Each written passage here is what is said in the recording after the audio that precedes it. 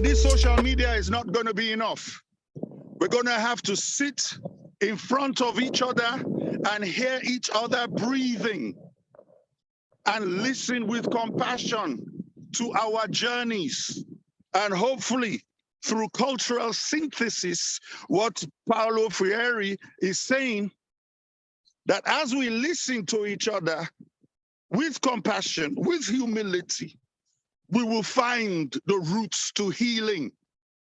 We will find the answers to the type of leadership, the concepts of leadership that we need to put well-being of humanity or the human being as a priority.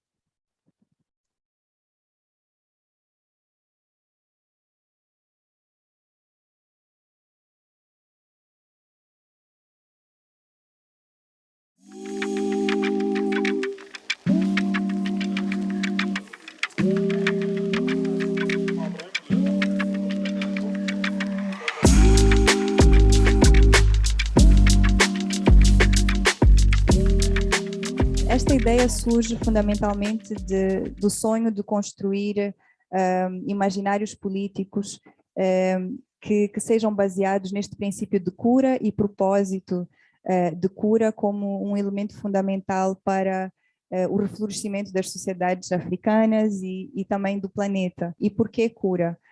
Porque nós estamos numa conjuntura muito particular, né, com a crise de saúde pública global que enfrentamos com a pandemia da Covid-19, mas também porque esta pandemia, se ao mesmo tempo que nos levou a reafirmar esta necessidade de vida e de saúde, também nos mostrou que é preciso pensar em saúde não apenas no sentido restrito médico, individual, mas também de uma forma mais ampla e sistémica. E também porque é preciso também compreender esta crise de saúde global na sua ligação com outras crises que estão a acontecer em simultâneo, crise econômica, ecológica, social e política, que têm se manifestado de formas diferentes no mundo todo e que expressam, de facto, de alguma forma, um adoecimento no nosso modo de viver, no nosso modo de conviver, né? Então, falar de cura é isso, é um posicionamento político que exige repensar saúde, não só nossa, mas dos outros e também da terra, do ecossistema para o qual nós contribuímos e para o qual nós compartilhamos. O que eu me propus fazer foi um pouco olhar para como é que o Ubuntu, como é que a filosofia do Ubuntu ela pode trazer alguns princípios que rompem um pouco com este caráter individualista e mais limitado ou reduzido da participação direta, da participação do modelo atual que nós temos. Acho que muitos de nós já ouvimos falar de Ubuntu, que tem sido um conceito popularizado nas últimas décadas e que ficou particularmente conhecido com Desmond Tutu e também com Nelson Mandela. De forma muito sintética, este é um sistema filosófico que é baseado em experiências e práticas de vida presentes em diferentes histórias e em diferentes grupos etnolinguísticos dos povos Bantu. E a base da sua cosmovisão ela se sintetiza na própria palavra Ubuntu, que pode ser traduzida como eu sou porque tu és, ou eu sou porque nós somos, né? Então, ele parte deste princípio radical de que o outro também é parte de mim e de que a minha humanidade é afirmada no reconhecimento da humanidade dos outros. Então, neste sentido, o Ubuntu ele propõe uma dissolução desta dicotomia moderna entre indivíduo e sociedade, né? Ele rompe um pouco com esse modelo cartesiano de individualidade e ele nos convida a pensar a partir de uma ideia de inter-relação, de interdependência, né? A forma como indivíduo e comunidade são pensados é como contínuo, como se fossem mutuamente constituídos, né? E isto é muito diferente da lógica individualista que marca um pouco o modelo econômico e político que nós temos vigente e que tem gerado todas essas formas de adoecimento que nós partilhamos. All the number of things that cause us stress and anxiety and all of that.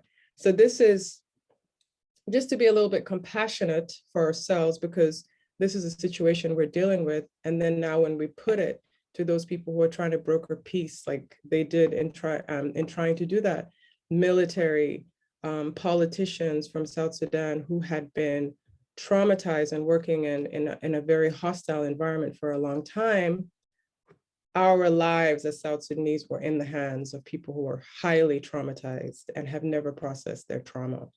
So, so this is something that, you know, what does that look like? It looks like peace in South Sudan. That's what it looks like. So when it comes to peace building, you know, what are the opportunities for us to rethink how we're doing this? So concepts like Ubuntu, as Tatiana has been talking about, I am because you are, humanity to others. A person is a person through other people. In my native language, Dinka, we have a similar concept called Chieng. And Chieng really is defined as a verb to look after or to rule, to inhabit, to treat a person or to relate to a person. As a noun, it means human relation, you know, conduct, a custom way of life, culture, essence, and nature. So by history, our concepts of living are very healing. We live in a healing environment where the care is, you know, the care is communal.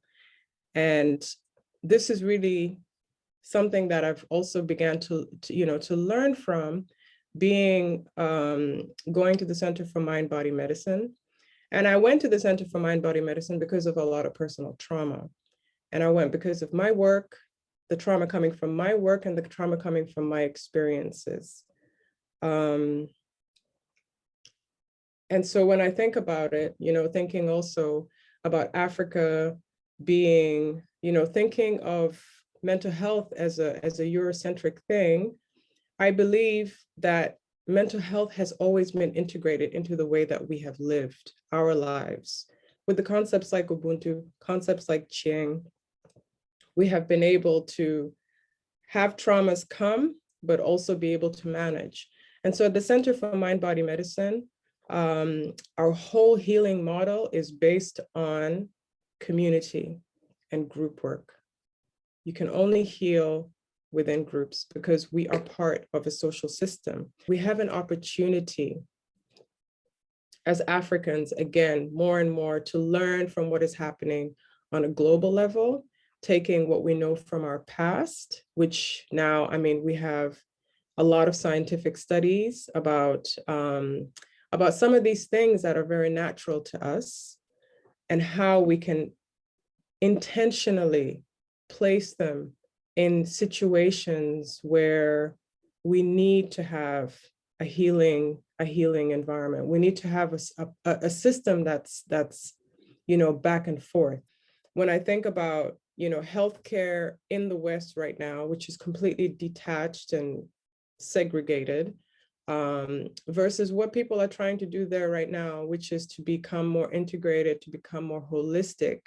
We are there. So what does it look like to marry those two things together, to bring what we know, you know, from the past, bringing it together and adding it to these different spaces where we're talking about peace, we're talking about reconciliation, we're talking about development and actually sustaining an environment where we can thrive as a community, but with awareness of the mental health challenges that exist and have always existed.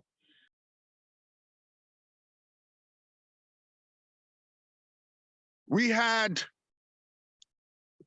the highest infant mortality rate in the world. But we also had the third largest population of Mercedes-Benz in the world. And I had to go back into ancestral consciousness to find out why we are where we are now, and hopefully to find some paths forward. So when we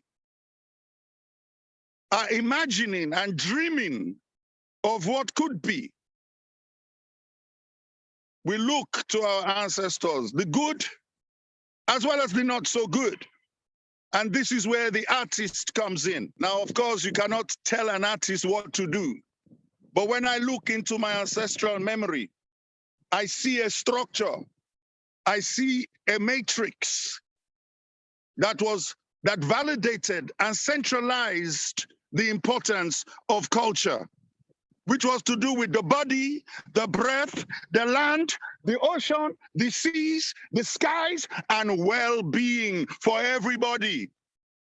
So in Sierra Leone, we have something that we call the Barre, and the Barre is where we all come to meet to discuss whatever it is we need to discuss. And we do it with our breath, with pounding the earth with our feet, with our bodies, and we do it collectively.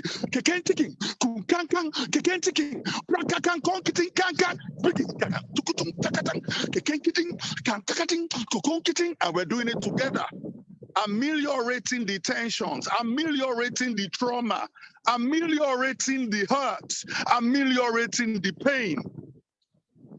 So for the artist, the storyteller, there's a type of artist who is creating for an art for life's sake. So as we look to the future, as we look to dream, it is the artist's duty, a certain type of artist, obviously, to put flesh on silences for the ones and the generations that are coming behind. It is the artist's duty to connect the generations, the older generations, and the bravery of the younger generation. And in that exchange, we will seek and we will find what it is we need. Konda by Goyo, Konda by Goyo. Gia Mutelo, Vindi Vanda. What does that mean? Well, that's what we're here for. To get to the Barre, to explain to one another. And if we cannot listen with compassion to one another, we will never be able to imagine the kind of healing society we need.